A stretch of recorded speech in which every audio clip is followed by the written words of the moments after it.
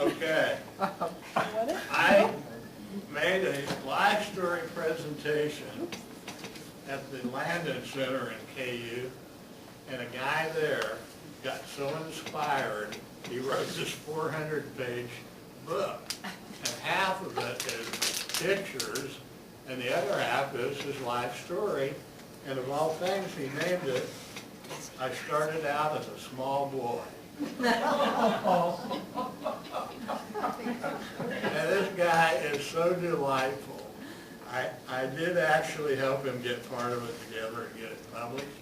And he published 100 copies of this, and he gave it to his friends and neighbors and whoever would want one for Christmas or birthdays. And they were just totally blown away by all the things this guy did, that none of them knew that he did that. Like he went to KU on a tennis scholarship, and he wrote this 400-page book. And that's been my best achievement with that. But lots of other people have written books, and generally what I do when I go to retirement centers is I beat everybody up and to get them to start writing.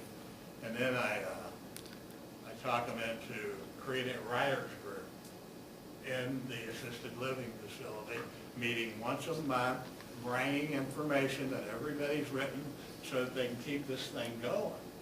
Because they'll all fizzle out if you don't do something like that. But think of how many retirement and assisted living facilities there are, and what if all of them had a writers group that concentrated on writing their life story. Whoa, what an incredible amount of information.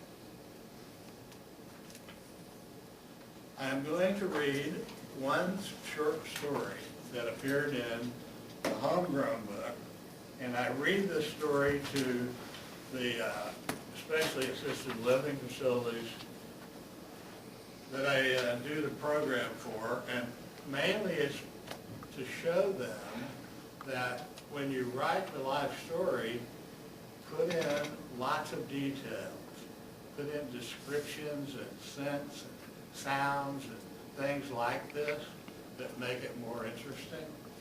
And I present this one because it's the first thing that I really remember, that in my life story, I would start out with this.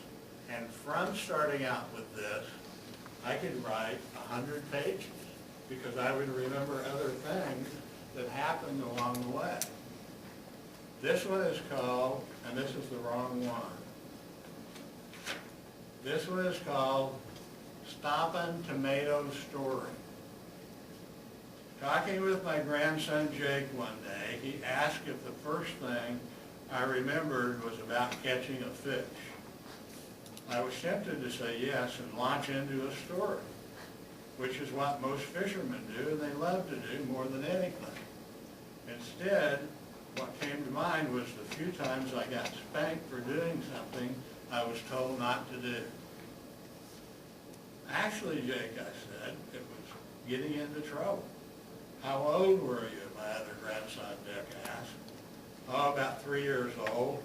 I walked into the garden and I stepped on a ripe tomato, and I laughed when the red juice squished up between my toes.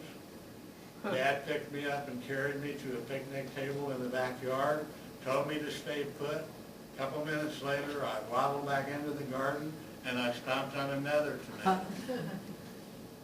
Did you get a spanking? Funny you ask. Yep, the second time my dad swatted my behind. I cried and my dog Trouser licked away the tears. That was the only time he ever spanked me, even when I accidentally broke the kitchen window twice with a baseball on the same day. Sometimes when I look at a tomato, after all these years, I think about what happened.